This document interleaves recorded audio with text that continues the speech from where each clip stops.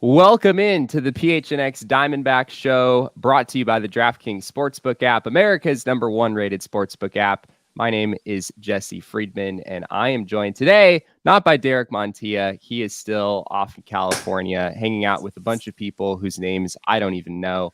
Jesse, but today I'm joined by...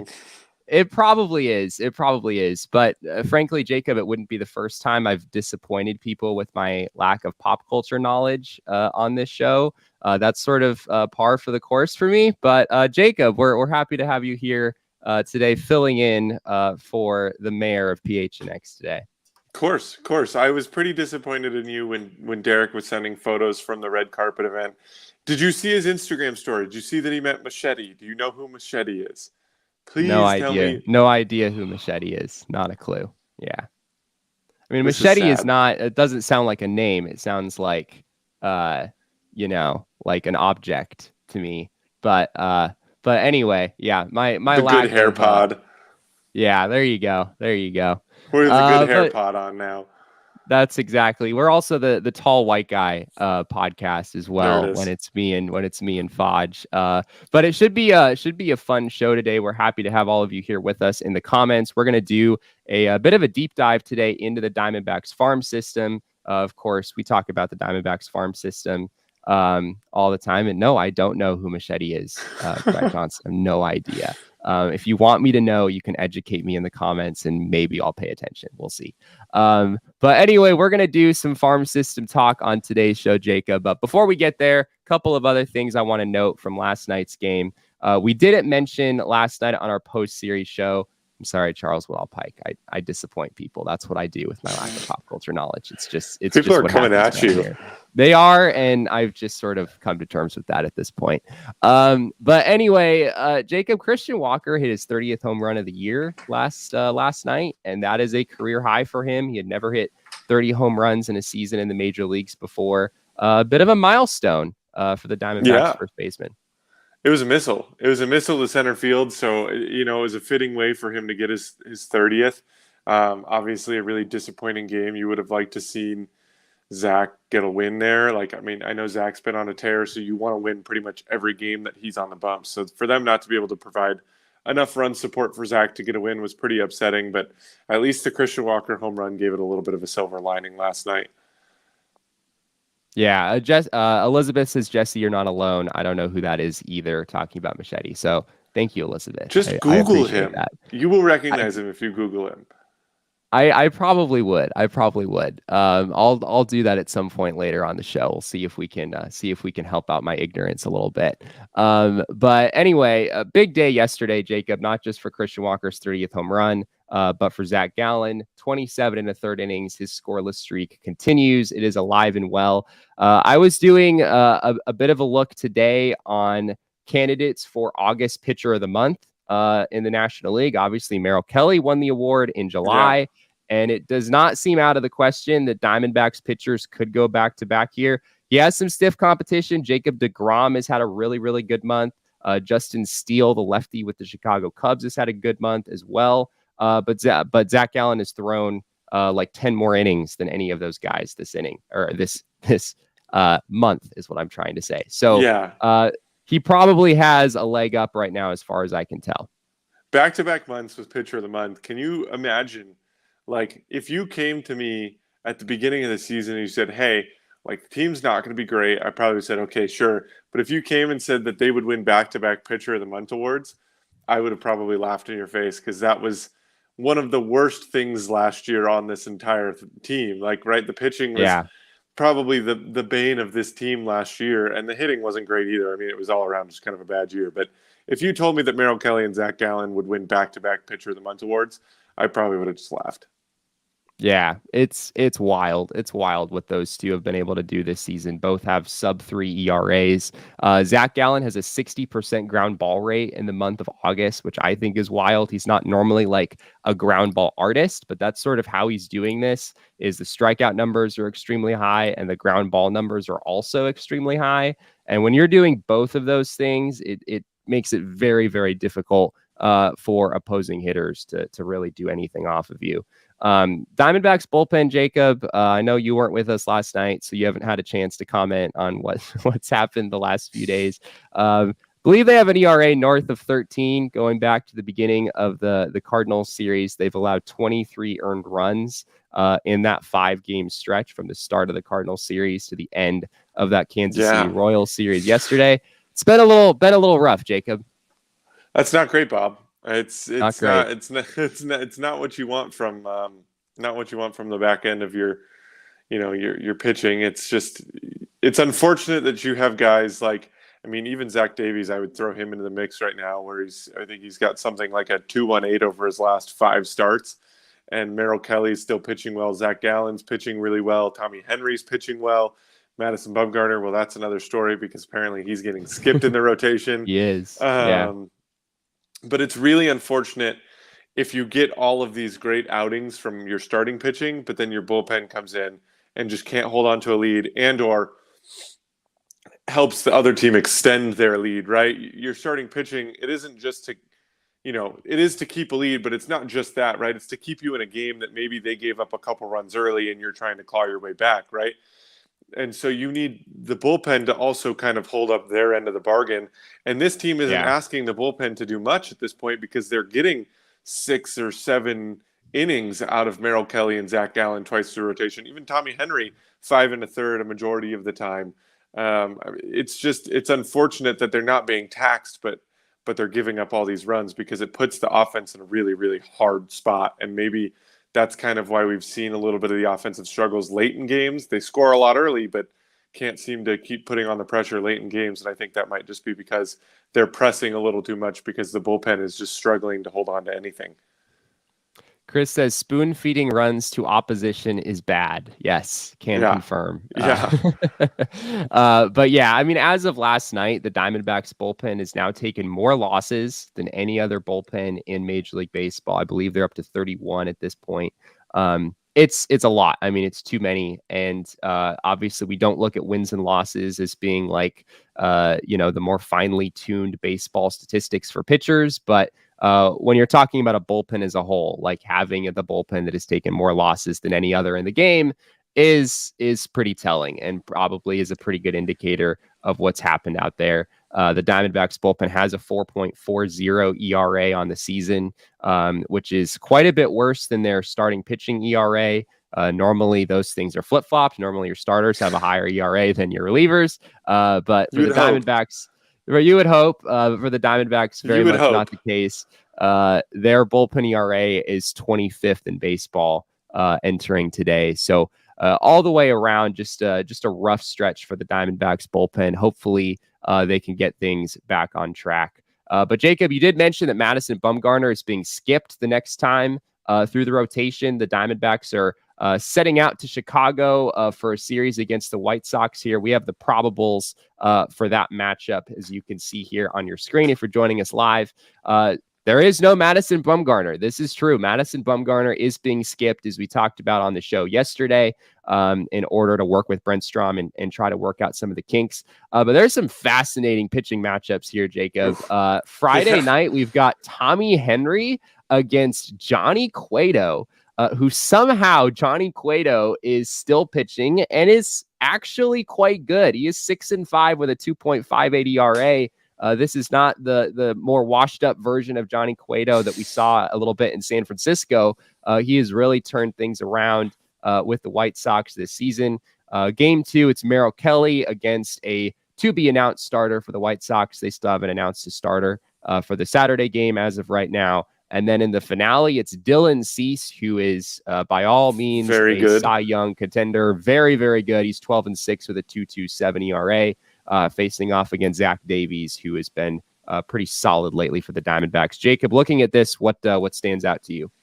Well, I typically don't like to preach the unders when I'm looking at baseball games, especially D-backs games because of the bullpen. But looking at these pitching matchups, I'm feeling pretty confident about some of the unders this weekend if you're looking at run lines, because that typically sits around 8.5 runs a game. So you're asking for 9 runs a game out of these two teams with these guys going head-to-head.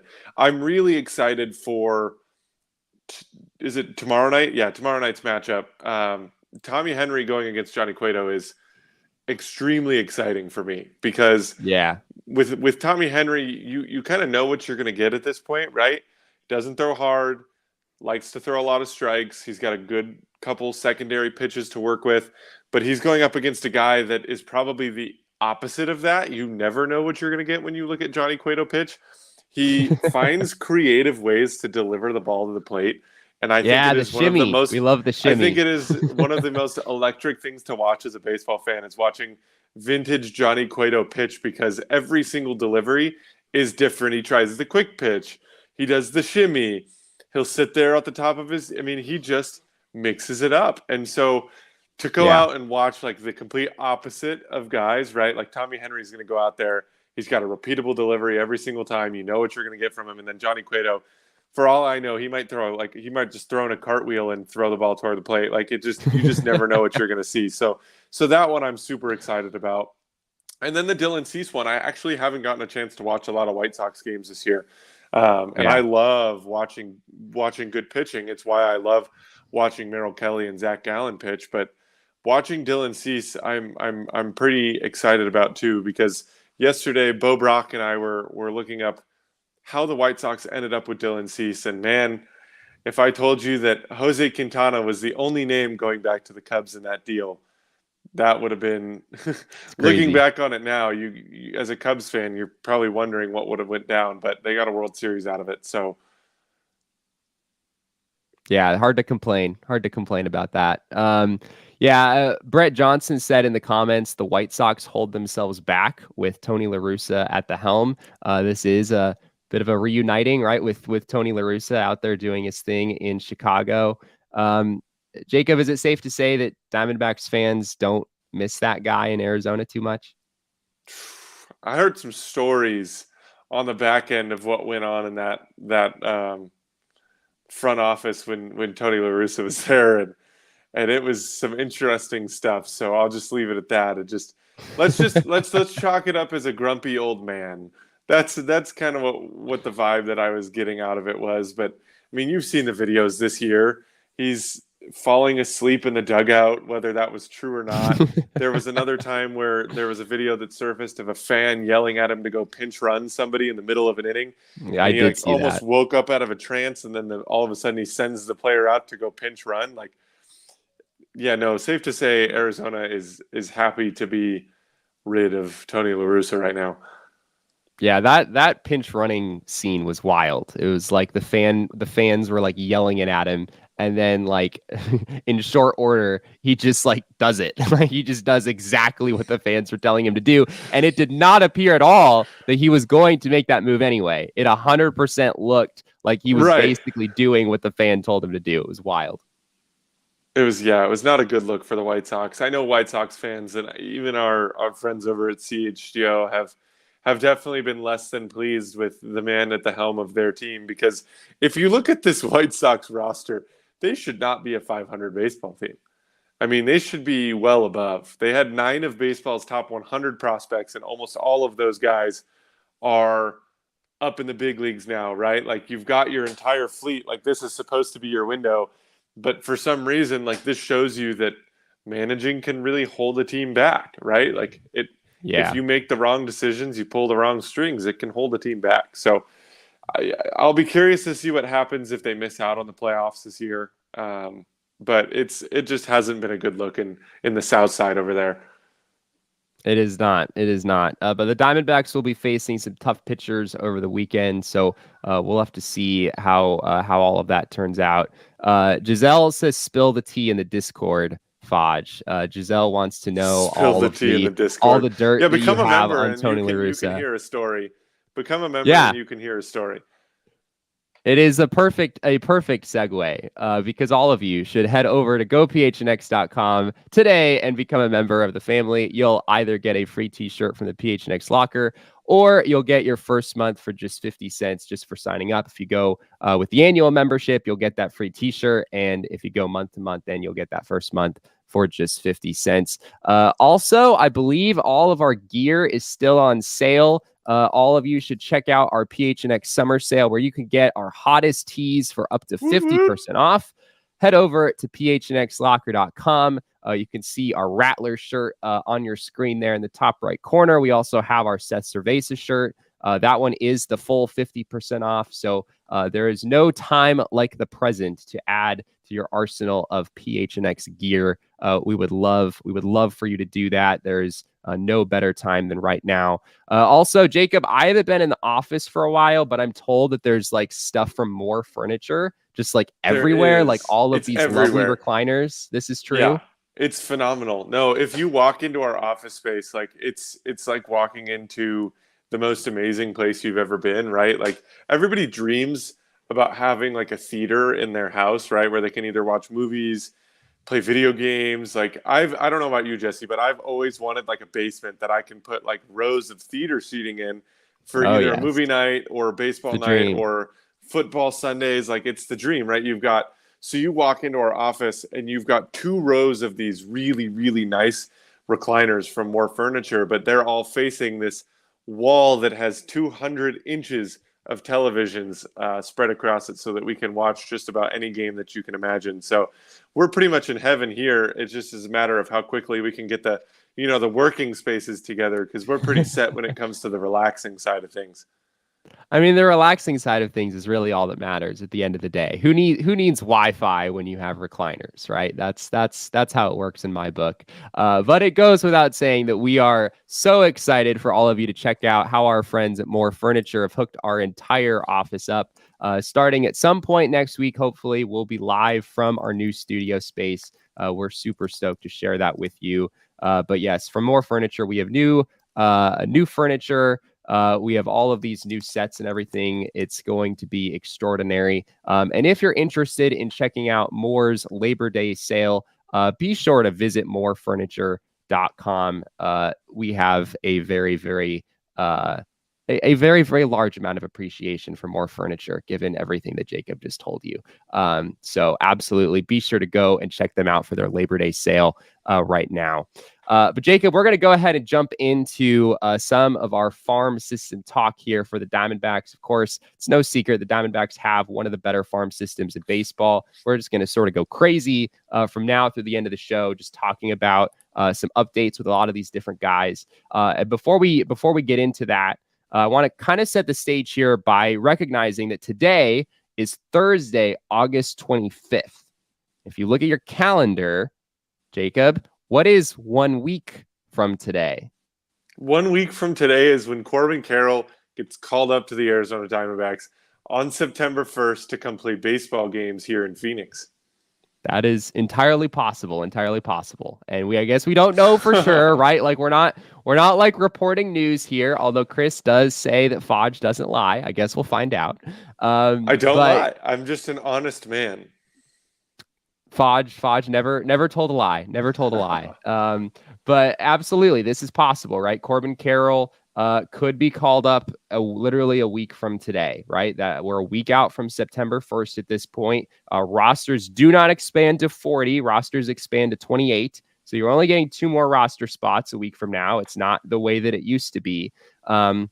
But yes, we are approaching that time of year, right, with September call-ups. And so that's why this is becoming like really relevant at this point in the season. This conversation about the farm system and how these guys are doing and who might be the best candidates to get called up. But it is entirely possible. We may only be a week away from Corbin Carroll's tenure starting in the majors, which is, of course, super exciting. Another thing that's exciting, Jacob, is that Jordan Lawler, somewhat unexpectedly, was promoted to Double-A this past week. He'd only played 30 games in High-A Hillsboro before the call-up.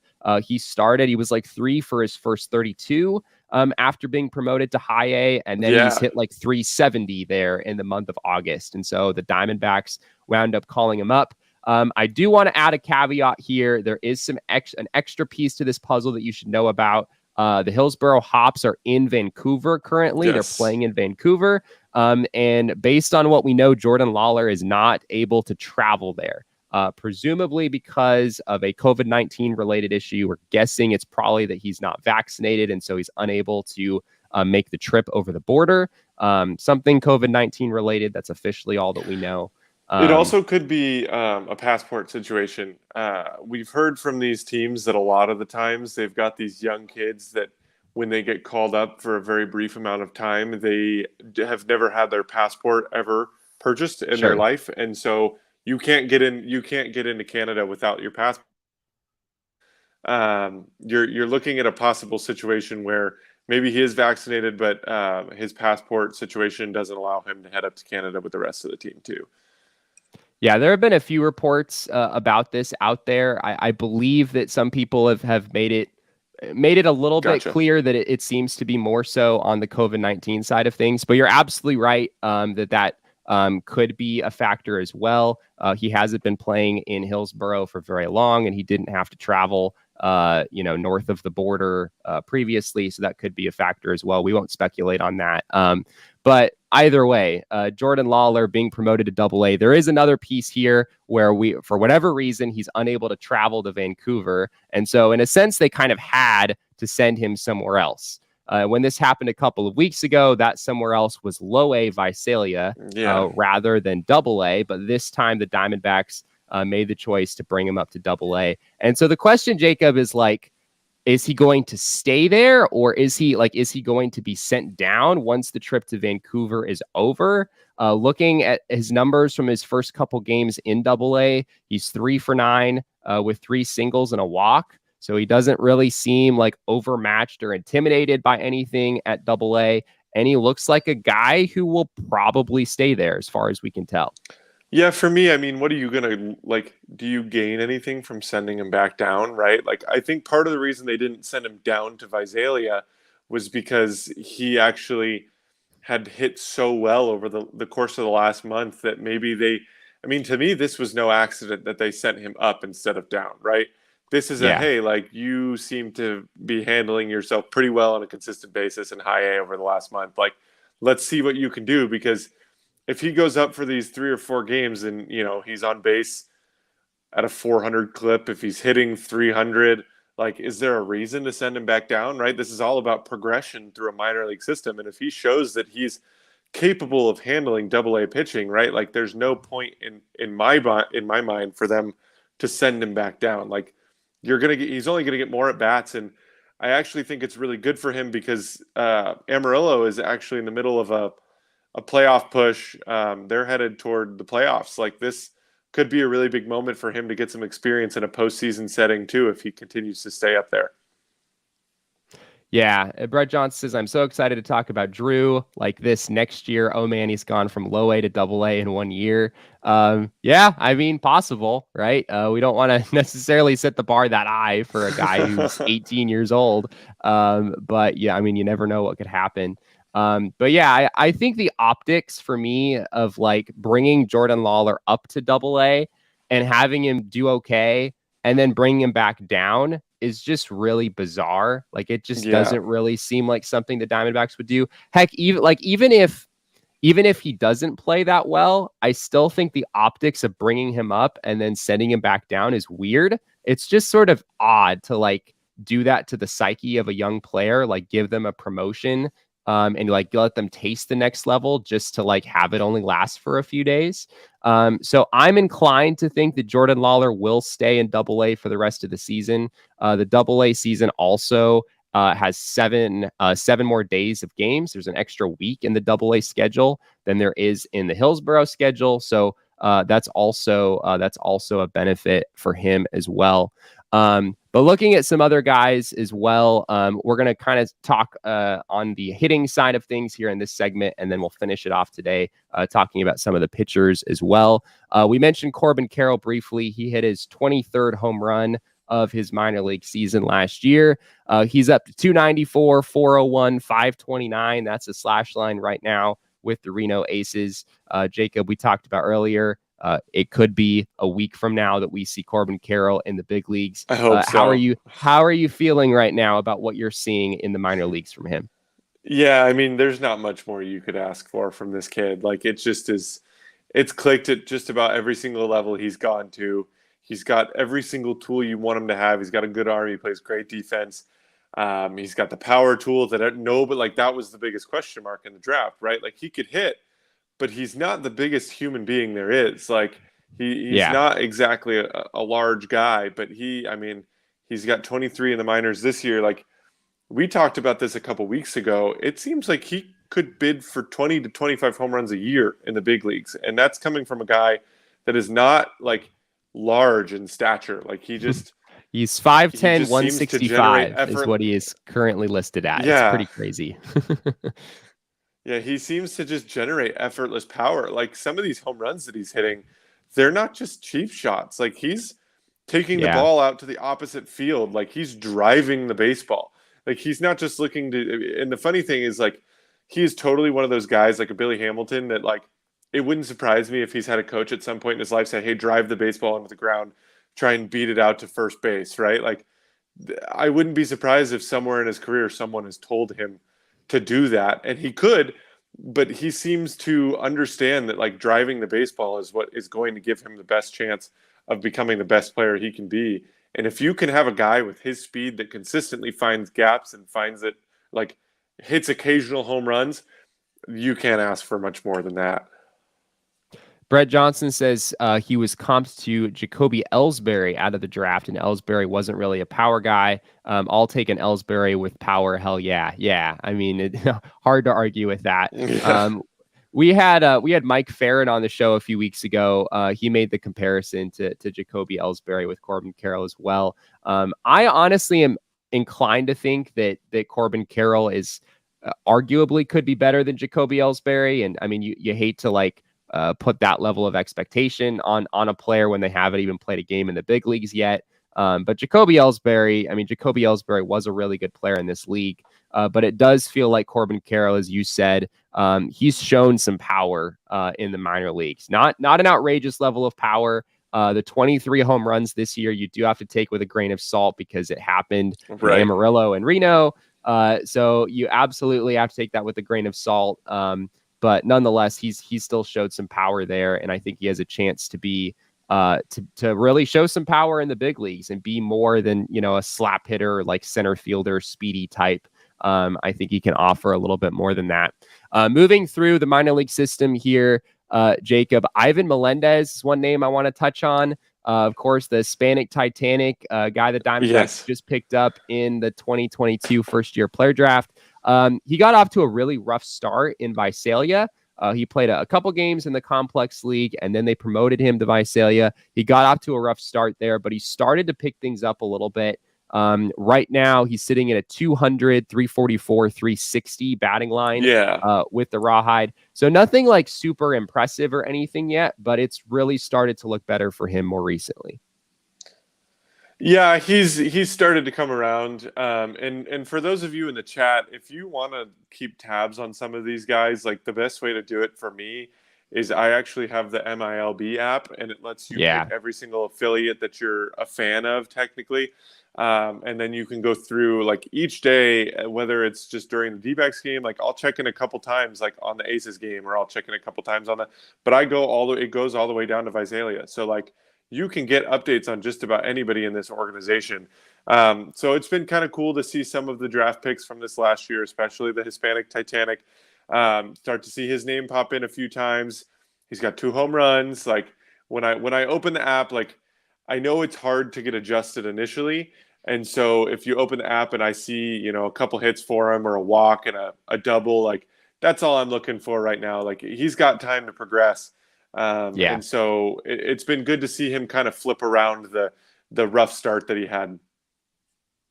Yeah, he really has. If you look at the numbers over the last 10 days or so, things have really looked better for Ivan Melendez. That's great to see. Davison De Los Santos, we've talked about him a fair amount lately. He continues to do incredible things in Hillsboro. He has a 287, 322, 540 batting line with Hillsboro this season. He's been really, really good there. The concern for me with Davison De Los Santos, Jacob, and I think a lot of people are wondering why he's not higher on prospect lists. Like, why isn't this guy like a top 100 prospect? He's 19 years old and leads minor league baseball in hits, right? Like he should be ranked higher than where he is. I think a lot of it has to do with the fact that De Los Santos, his walk rate is quite low and his strikeout rate is pretty high. And so as you move up the ranks, Yeah. you can sort of deal with that in Hillsboro, but as you move up the ranks, that sort of tends to get you if maybe your approach isn't quite where it needs to be. So I think that's the main thing holding him back at this point. But on the other hand, I mean, the guy is 6 months older than Drew Jones. I mean, he is very, very young. He's not old. It's crazy. He is not old. Yeah. He is not old. It is wild what De Los Santos is doing this year. And Jacob, it gives some hope for the future because, if you're looking for a third baseman for the Diamondbacks' future, which is something that they need, he could be that guy potentially. Yeah, I mean, he's got the big power that you would want out of a third baseman, right? Like he's in a really good spot. He's super young, so they're going to give him as much time as he needs to develop. And that youth is, to me, what leads to his strikeout rate. That's not something I'm super concerned about. Like, you can have a guy that's over-aggressive. Like, every team's got a guy that's over-aggressive. But as he gets a little bit older, I expect to see him mature at the plate. The most fun thing about this kid for me, and Jesse, we've talked about this too. I've sent you things that Hillsboro has pointed out that he just, to me, like, he loves to play baseball. Like all these guys do, Yeah. but there are people that take it to another level. And there's rumors that when Divison De Los Santos takes a called strike, like when he takes a strike, he yells at his bat. Like he gets angry at himself and his bat when he gets a called strike. Like, dude, like that's a guy that loves to play baseball. Like he wants to go out there and he wants to hit. So obviously, like there's some aggressiveness that he needs to probably tone down because it's crazy to think that his on-base percentage is what it is. Like even with all these strikeouts, like can you imagine if he took a couple more walks or worked a little bit deeper into counts? Like this kid could be a monster. You just never know how they're going to turn out, but he's got all the makings of a player that looks like he could eventually be a monster at third base. Brett Johnson says almost 35% K rate. I don't have the number in front of me, but I do think it's in the 30s, which is quite high. But yeah, you're right. I mean, he seems to have this intensity about him. And I talked to someone who was at a Hops game the other day. And the report was that like his swing decisions actually looked pretty good. It does, he's not like a wild hacker type at the plate necessarily. So I think there's some hope that his approach can improve with time. Baseball America, I think, has him at a 70 grade power tool on the 20 to 80 scale. So you're talking about some like big time raw power with this kid. So and at 19 years old, I mean, he could break into the majors at 21, 22. He could be one of those guys. So that's pretty exciting stuff there. Sticking with third baseman, another hitter I want to touch on in the farm system is AJ Vukovic, a guy that we don't necessarily talk about a whole lot. And I guess the reason for that, Jacob, is that the numbers have never really looked that great for Vukovic. They're not in the minors. Yeah. They are not eye-popping. He does not lead minor league baseball in hits. He is not that guy. Vukovic is hitting 262 with a 299 on base percentage and a 413 slug in Hillsboro. Based on scouting reports that I'm seeing, it seems like there's still some hope that Vukovic can develop and turn into a major league caliber third baseman. He might move into a corner outfield spot as well at some point. He was originally drafted as an outfielder. Diamondbacks have tried to move him into the infield. He's a big guy. He's 6'5". So Vukovic is one of the taller third basemen that you'll find out there. But I think the biggest issue for him, Jacob, is that the power hasn't really shown up in games yet. There's a big raw power asset there. But with a 413 slugging percentage, it's an isolated power around 150 right now, which is pretty average. It seems like some of that power hasn't translated to games yet, but maybe it could down the road. Yeah, I mean, the thing with and you might know this too, Jesse, the thing with people like us, like these big, tall, slender guys, right? Like he's 210, so he's not, he's not massive, but, every tall individual is usually pegged as somebody that can either A, be a pitcher or have a lot of power, right? There's no in between. You're not typically going to be referenced as a versatility unless you're O'Neal guy. Cruz, then you're a shortstop. Exactly. So it makes sense that there's all this for me, sometimes these taller, larger, lankier individuals, they struggle to tap into that power because they don't understand that a lot of what their power is going to come from is effortless, right? Like you can just Yeah. generate a lot of power if you let your limbs and your length work for it, like work for you versus trying to force it and hit the ball hard. Like this is nowhere even near the level of this, but like it's the same thing that I get told when I go golf. Like if I take a golf lesson, they're like, why are you trying to swing so hard? Because you're just tall. Like the ball will go further because you're tall and you've got all this leverage, right? And it's on a much different scale. The same thing for these kids, right? Like he doesn't have to work hard. You know, he's got to swing hard, obviously, but he doesn't need to swing out of his shoes to generate the same amount of power that a kid like Corbin Carroll tries to generate, right? Like they're two completely different body types. And so maybe he's just pressing a little too hard, or he's trying to swing too hard to generate that power that he's being told that he should have, right? He's told every single day that he should have a power tool. And so Yeah. maybe he's just trying to generate it in a different way than he should. Yeah, for like longer, lankier people, I think there could be like a lot of moving parts in the swing too, so that might be playing a part for Vukovic as well. But it's a name that we haven't talked about a lot, so I wanted to at least bring him up.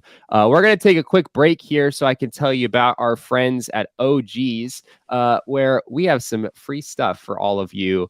You all should go right now and enter the Flavoring Life sweepstakes with our friends at OGs. One winner will receive three bags of OGs, including orange creamsicle and tropical flavors, an OGs hat, a PHNX shirt of your choice, and a PHNX annual membership.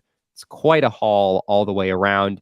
Sign up at gophnx.com or click the link in our show notes. Also, check out OGs online at ogsbrands.com and on Instagram at ogsbrands. You can also find their products at your local dispensary. Must be 21 years or older to purchase. Jacob, we love our friends over at OGs. I know the Maya Day Club event was a little bit intense for Derek in particular, a little bit traumatic for Derek. Blame Perhaps. Shane. Blame Shane. That's our motto around here. We blame Shane or Totri for most things around here. So this is really just par for the course for us. But a great event at the Maya Day Club over the weekend with our friends over at OG. So be sure to check them out. Also, I want to tell you about our friends at Four Peaks. Emma I'm being is told we do not blame Shane. We are being told that Emma is speaking from behind the Mac as we are here on the live show. But I also want to tell you real quick about our friends at Four Peaks. Emma says maybe Totri. Yeah, that's fair. Everyone has to blame Totri, at least for some things that go wrong.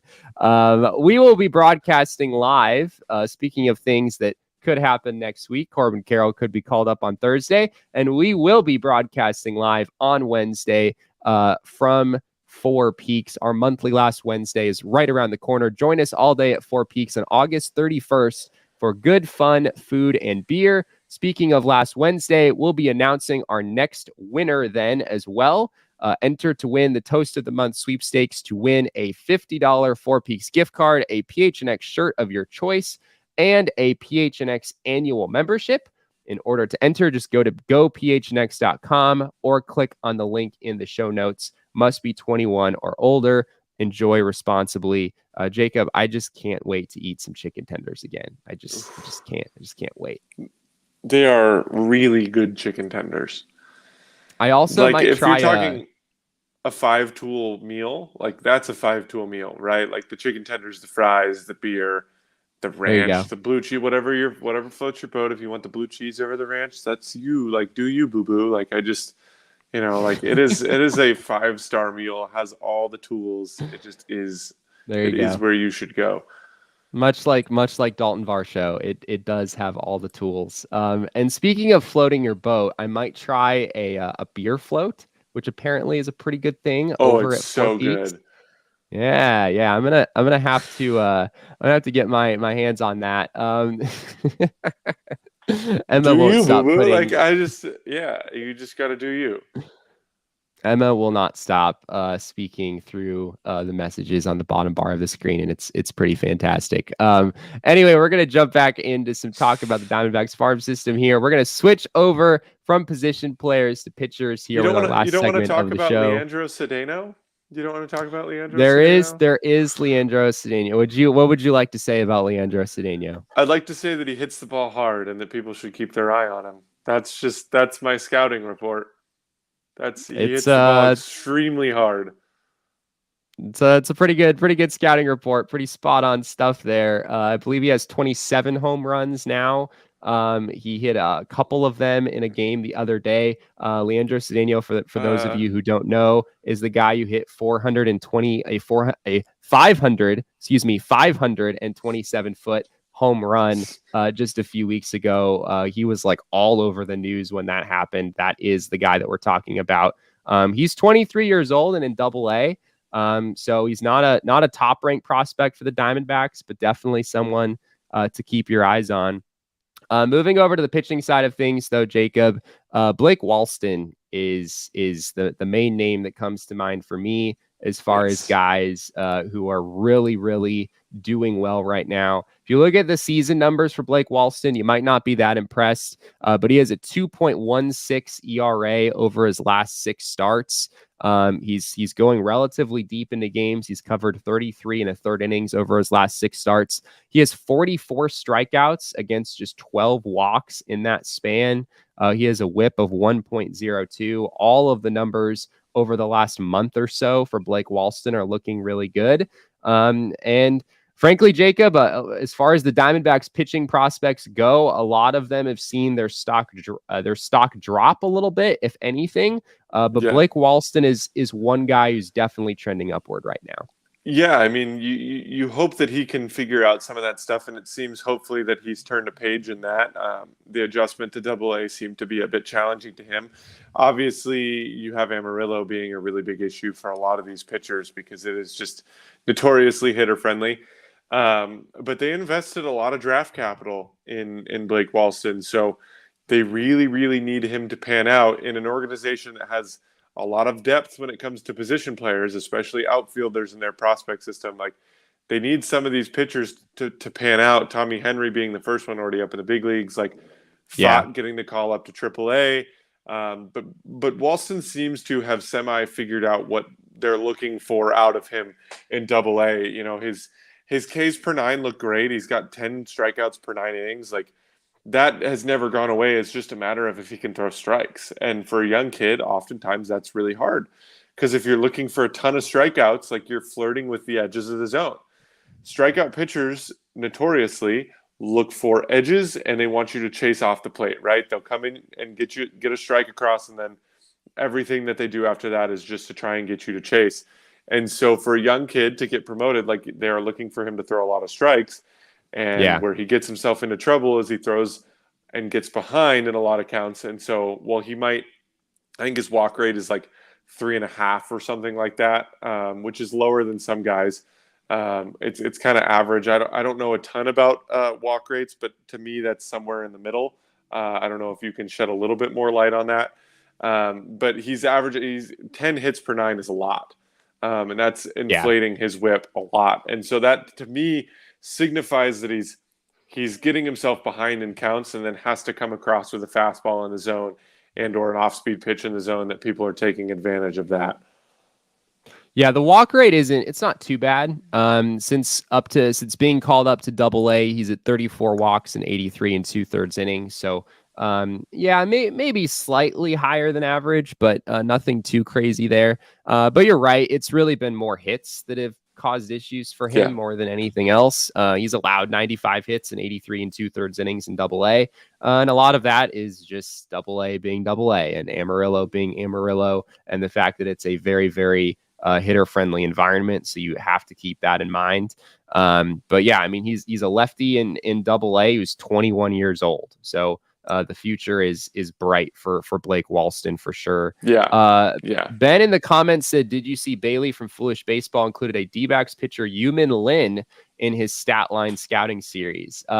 Yes. And Euman Lin is another name that I wanted to get to. Some of you might have noticed there's been quite a bit of transition on the Diamondbacks top 30 list. If you look at MLB Pipeline, a lot of new names on the list that maybe you haven't seen there before.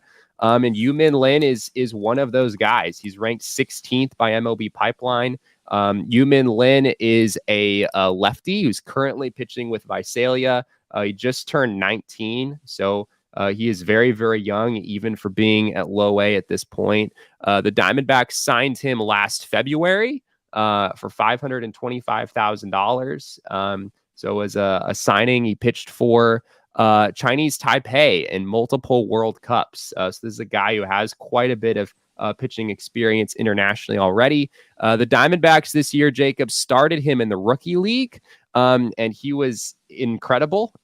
In 23 innings, he allowed 9 hits and had 41 strikeouts.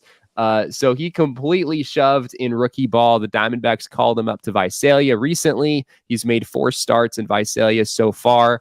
He has a 4.58 ERA, but 26 strikeouts and 17 2/3 innings.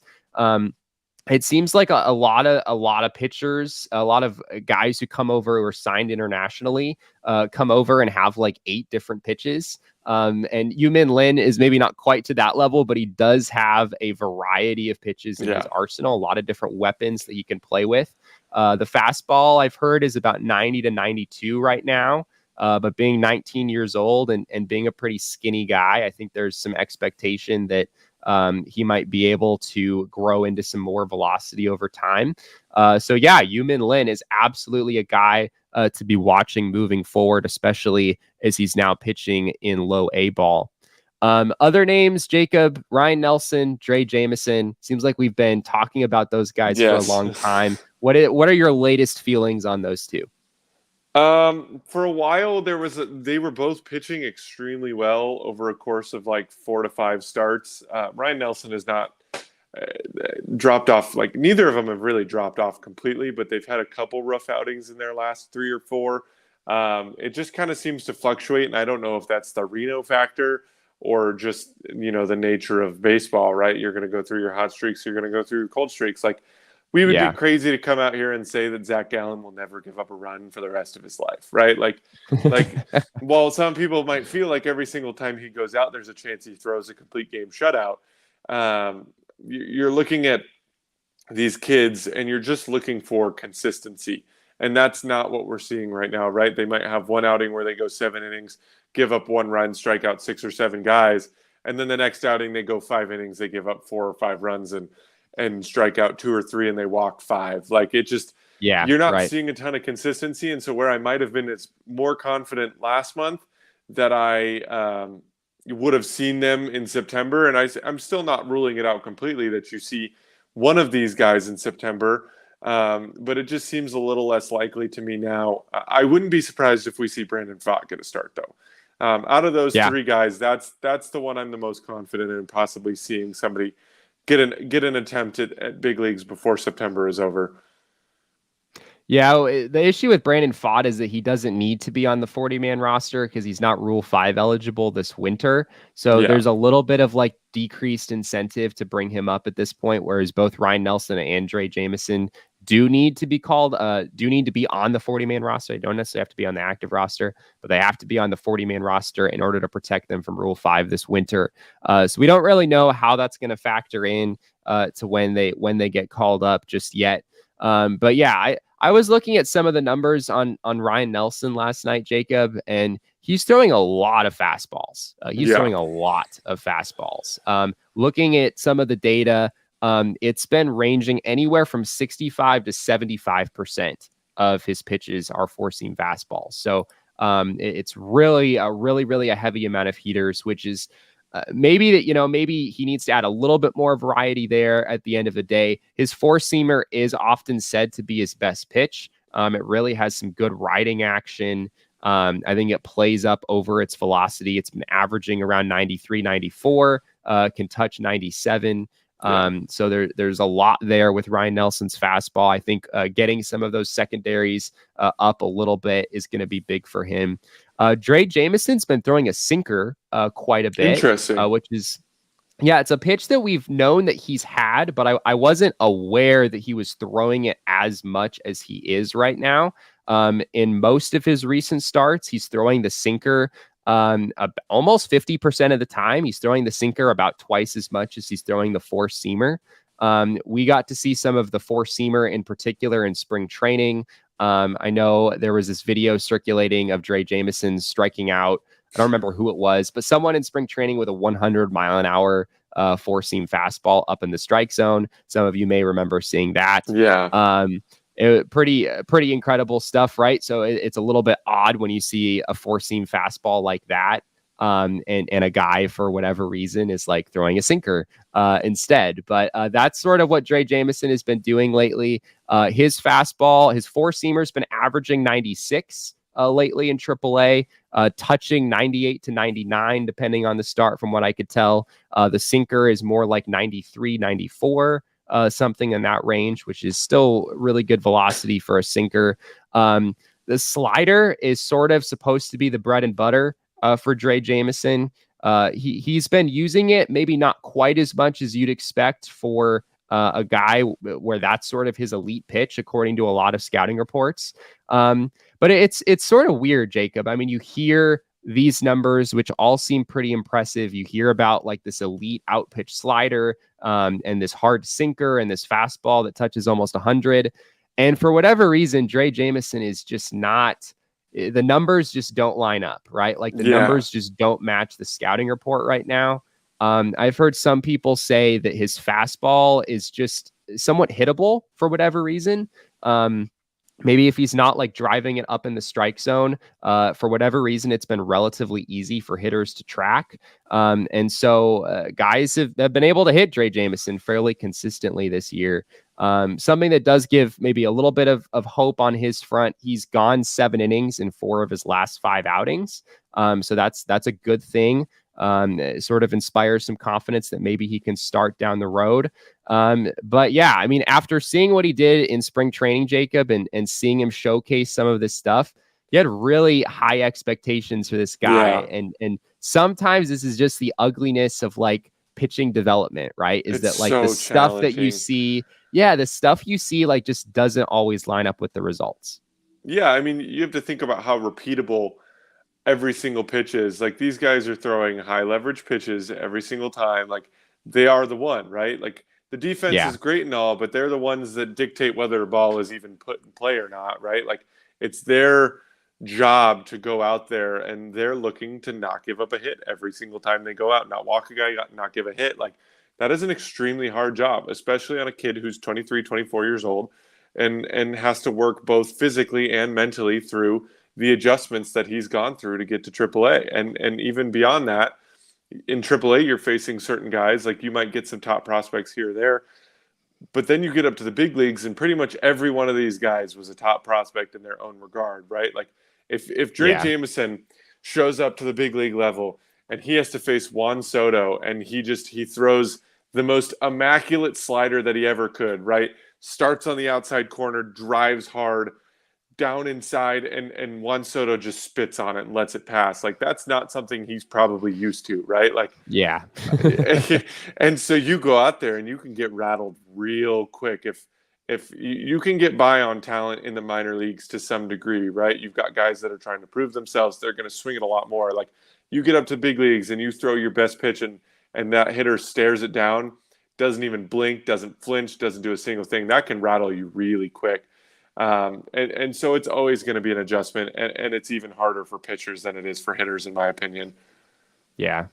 Brett Johnson says, is Dan Herron still a part of the pitching development? Yes. Dan Herron is absolutely a part of, he's a pitching strategist, I believe is his official title. I think that's more with the major league roster than anything else. But he is absolutely still a guy who's around and contributing. We're at about 55 minutes, so we could talk prospects all day. We're going to go ahead and cut it off there. Of course, we'd always love to hear from you all on social media. We're happy to continue some of these conversations over there. But before we go, I want to tell you all quickly about our friends over at the DraftKings Sportsbook app. College football is now officially upon us. And you all should go and download the DraftKings Sportsbook app now. Use promo code PHNX, bet just $5 on college football, and get $200 in free bets instantly. That's code PHNX only at DraftKings Sportsbook. Jacob, if I'm on the DraftKings Sportsbook app, I'm probably betting on Zac Gallen, like just taking all of the Zac Gallen. The over on innings is usually a good bet for him right now. The over on innings, the over on strikeouts, probably. Yeah, the under on runs has been probably a pretty good one every time he's pitched. I mean, the under would have hit even with the 5-3 game yesterday, because typically the over is set around 8.5. So there are a few good things to bet on this team pretty much on a daily basis. But the over on innings is usually somewhere around the 4.5 mark. And so a lot of the D-backs pitchers, the starting pitching especially, very rarely goes under 5 innings. So that is true. That is usually true. A pretty solid bet, if you ask me. So we're going to call that our DraftKings pick of the week. Just like bet the over on everything Zac Gallen for his next start. That is going to lead you into a good place. He is, at least as far as we can tell, the favorite for August pitcher of the month in the National League. He has been extraordinary, to say the least, over his last few times out. We also want to tell you real quick about our friends over at FOCO. We are partnering with the leader in sports merchandise and collectibles. FOCO has got you covered with the best Arizona merchandise. They have officially licensed gear for men, women, and kids, and everything from bobbleheads to swimsuits to Crocs. Head on over to foco.com or click the link below in the description for all non-presale items. Use the promo code PHNX for 10% off. Jacob, they have an extraordinary Seth Beer like home run swing bobblehead over at FOCO that we absolutely need to get for one of our new sets. I don't know if you're the person I should talk to about that, but we need to get the ball rolling. Okay. All right.